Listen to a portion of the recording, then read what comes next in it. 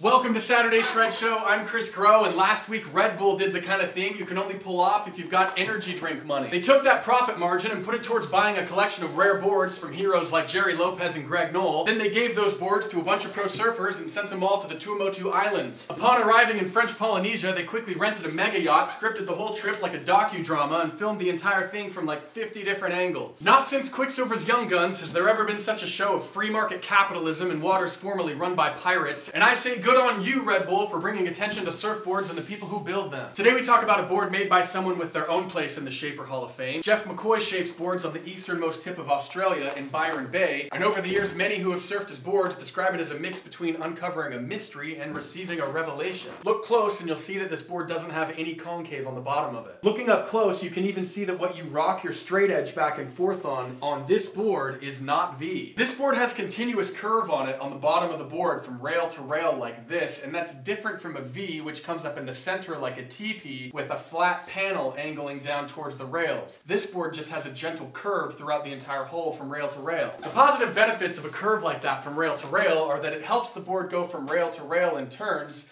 and it also helps the hull of the board engage water at each point of transfer from one rail to the other. It makes the whole thing flow in a continuous way. The rocker really stands out on this board because of how thick the foil stays all the way to the point of the nose, and because of how much curve we see in the first third of the board. Right about here, the rocker starts to go flat through the center of the board until it starts to increase slightly out towards the tail. It's right at that increase in tail rocker, after you've looked at the curve from rail to rail on this board, that you might, if you were in a surf shop, slowly start to feel your brain melt within your skull because of something incredibly unique that happens right here. The curve that we see from rail to rail happening right here meets the curve created by the tail rocker heading out this way, and it creates the apex of a dome right about there in front of the edges of the first two fins. And that creates a kind of reverse fulcrum on the apex of that subtle dome that lets the board rotate around like this. That's very different than a board with V, which is designed to make the board go rail to rail this way, and it's different than a flat bottom on a surfboard, which gives you no transition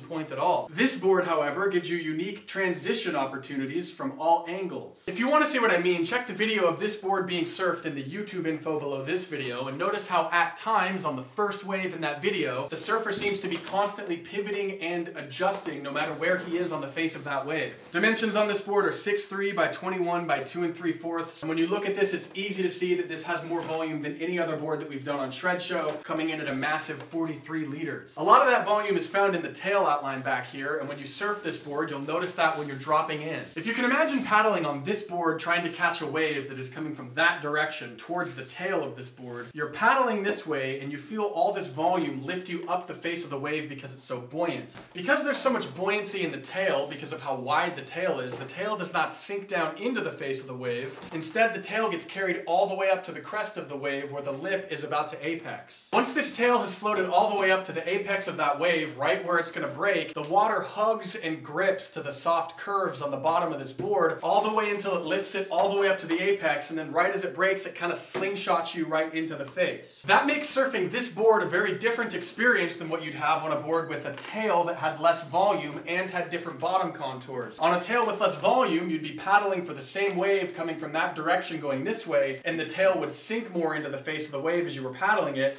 It would not float up to the top where the lip is, and it would not have that slingshot effect into the face. What's really unique about this board is that it was designed to encourage a surfer to surf it with as much volume as they can possibly control. That's different than most popular boards today that usually encourage you to surf them at the smallest dimensions possible relative to your skill level. I think this board fills a really unique place in surfing right now because a lot of surfers decide that they want a lot of volume in their board, and then they go try to fit all that volume into something like a Hypto Crypto. And since that board has such a flat rocker and so much volume up towards the nose, they end up with an uncontrollable freight train. This board, however, has a tail, rails, and curves all created to give way more control and pivot to way more volume than you would normally surf. The simple point is that you'll surf with more precision if you pick your volume and then fit that number into a board that was designed for that volume range than you would if you picked your volume and then tried to force that number into a model off the racks that was initially designed to be ridden 2 to 4 inches shorter than your height. Despite how long this board is, you'll have the most fun on it surfing with your feet stationary back here the whole time and constantly pivoting and controlling off of the bottom contours we talked about earlier. You then have drive-through turns in this board using really stiff fins like the FCSP G series. This board probably shines most in bigger waves, about shoulder high to double overhead, for surfers that want ultimate control in a really high volume package. Now Shred Nation, to possibly win a free leash from DaKine, drop a comment below telling us what you think of Red Bull's new Decade series. Some on the internet have criticized it because they're surfing those boards in waves that they weren't designed for, but I kind of think that since we can't control Mother Nature, they sort of get a freebie on that one. I just wish that they would give those guys one of Geoff McCoy's Lazor Zap models from the 70s. If you've never seen that board, it is worth Google imaging. That does it for this episode. If you've ever surfed the Geoff McCoy Nugget, tell us what you think in the YouTube comments below. If you like the video, click like, not the thumb, but the button below the video on the left. We really hope the waves are wherever you are, and we will see you next Saturday.